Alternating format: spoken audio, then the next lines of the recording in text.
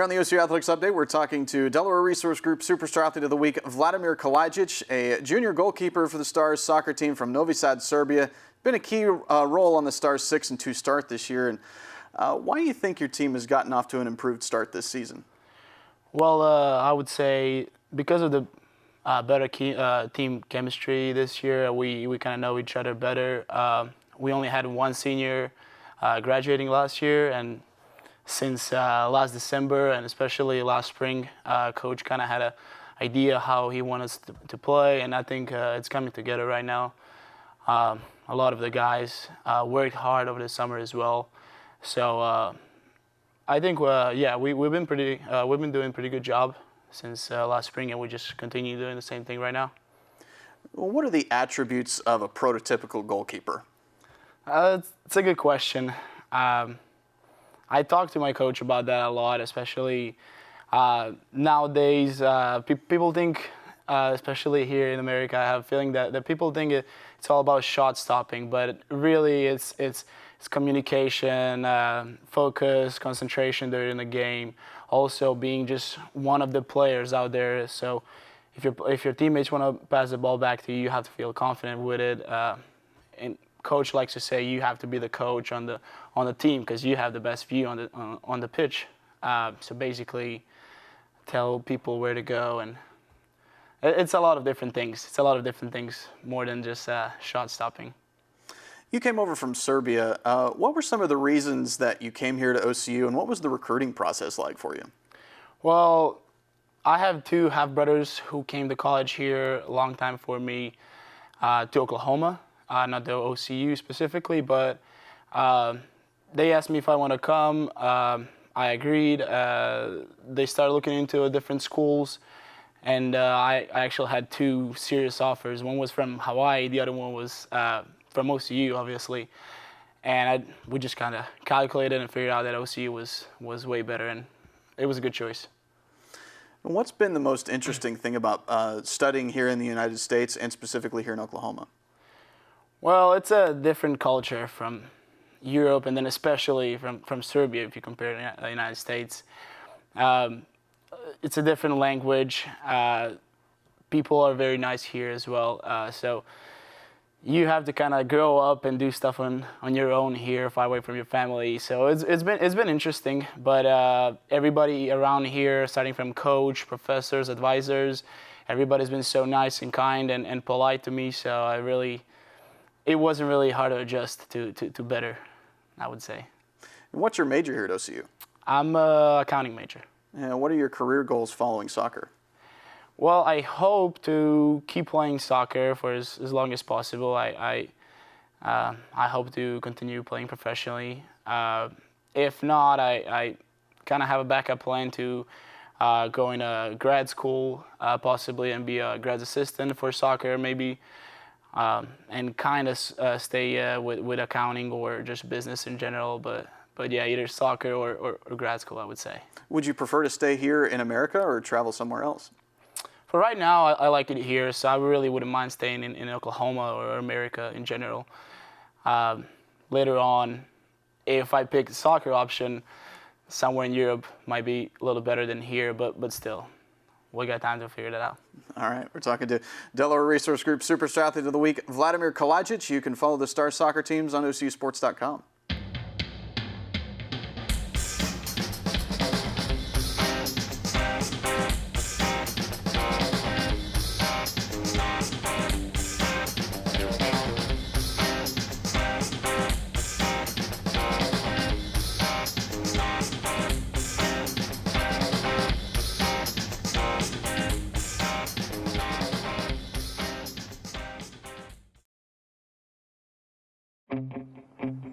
There's a call to be answered.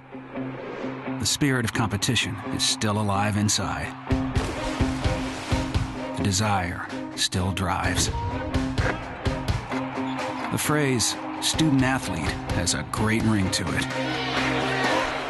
Lasting friendships are ready to be made. You just want to keep playing. Game on. Learn more at naia.org. Here on the OCU Athletics Update, we're talking to rowing coach Tom Dougherty. The Stars will take to the water for the first time in the upcoming head of the Oklahoma Regatta. And Coach, coming into your debut season, what have you heard about the head of the Oklahoma? So I've heard the Oklahoma is just a big festival. It's kind of a spectacular, and it sounds like there's a lot of people that come down to the water to check out what rowing's about. We have a lot of other water sports going on. So I'm interested to see just the mass amount of people that it sounds like it draws. I've been to some other regattas around the country and everything. They're a little bit older and everything, 100 years old, 52 years old for the head of the Charles this year. So this is a relatively younger regatta in that aspect, but it sounds like there's a huge drawing down to the water, especially here in Oklahoma City. So I'm interested to see just that mass amount of people and them enjoying the sport. Who are some of your rowers that we should keep an eye on this year? So rowing's unique in that it's not very individual. It's kind of by boats and everything. On the men's side, I think we'll have probably the varsity 8 will be the top priority and top boat to be looking at to see how they can kind of come together and everything. But then we'll also have a varsity 4, and it's going to be 12, 13 guys battling it out for those two boats and kind of selecting those two positions and kind of distinguishing themselves. On the women's side, we have probably a double. It looks like that they'll be do pretty well. And we have some new walk-ons that have coming in the team. So the lightweight 4 for the women is looking like a boat that's going to be doing well. Competitively, your experiences as a coxswain. Take us through the duties of a coxswain and how that translates into coaching. So as a coxswain, you're kind of the person that is steering the boat. There's a rudder on the boat. It's the size of a credit card, and you're steering this 60-foot long shell down a race course.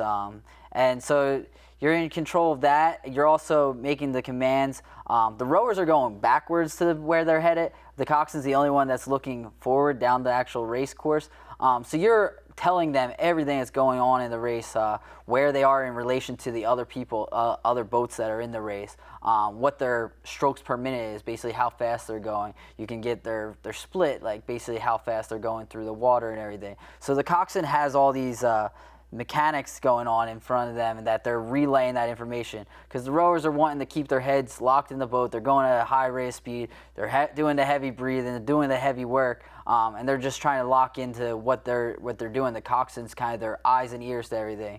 I've heard it like related as a jockey kind of for horse racing, but so the coxswain is kind of the brains of the operation, and how I think it relates to kind of as it translates to coaching. Basically, you're dealing with, in an 8-person shell, you're dealing with 8 personalities and everything. As the coxswain, you kind of have to get the feed of all of them, and they all aren't alike most of the times. And it's kind of how can you blend with that whole aspect of it? How can you relate to each other so that you can draw out the best out of each person? And then they all react differently. They're all motivated by different things. So how can you build that relationship with each person and kind of draw out their best when it comes time to race? And I think that translates well over to coaching as you're working with a mass quantity of athletes, a large group that they're all not the same. Like they're all demanding respect, but they all react differently to different ways of coaching and different ways you can go about it. Also, as a coxswain, you kind of see a lot of the technical aspects of the sport, and you kind of have to start getting in tune with that. So I think that translates over to coaching as well. What other experiences have you had that have shaped your coaching philosophy? So I think it all based back to, it comes down to experience, and it just comes back to the coaches that I've had. I started in Philadelphia on Boathouse Row as high school. I had coaches that specialized in coaching coxswains. My school has produced a couple of the Olympic coxswains, and kind of like that's just was the given. Marcus McElhenney was in the 08 boat. His father, Peter Cipolloni's father, Mike Cipollone, was a coach of mine. Pete Cox, the U.S. Men's 2004 Olympic 8. So I got a lot of coaching, a lot of help with it. And it's just, you got to put in a lot of work, and I had to battle out. Like, it was never easy, and nothing's ever given to you, especially in this sport. And there's a lot of people, and you kind of just have to show up each day, and do a lot of training for this sport for a small race. For small races, I mean, the sprint season, you're racing 2,000 meters, which is like 1.2 miles, and you're out for 2 hours a day, so you're not always seeing where that goal is. So you have to just work, and you have to know it's going to pay off eventually. I think that's kind of just come back to from high school onto college, onto summer leagues, and then going forward. I think just running into a lot of the right people at the right times, and a big thing is just showing up and kind of putting in work. And I think it's kind of my philosophy. I mean, everyone deserves respect, but if you kind of can put in the work and you can kind of stick with it, you're going to make it a long way in this sport. What attracted you to the job here at OCU? So what attracted me to OCU? So it's a growing program here. It's definitely not one of the oldest in the country. It's kind of a newer atmosphere here. They've built great facilities down in the Boathouse district for us to use. The water is we're able to train all year round down there. And it's unbelievable that the access that the athletes have and what's available to them for training purposes. So that immediately attracted me to this job. Also, I mean, I've kind of been in a few positions and had a little bit of success, and I was interested. I've taken on a lead role, but also seeing some classes graduate, trying to build something and sustain it. I've been helped build some success at some other places, and coming here, I was given the opportunity and the privilege, and it's like I want to come in, I want to make the student athletes, set them up for success, and I want to start seeing some classes graduate. And that was attractive. And this program has kind of been built, and they've kind of gotten to a certain spot where they are starting to get recognized. Now it's time to start pushing to the next step in the rowing world. And they're right on the cusp of that, but it's just we need that little more push, and I'm interested in taking it there. All right, we're talking to OCU rowing coach Tom Dougherty. You can follow the Stars on OCUsports.com.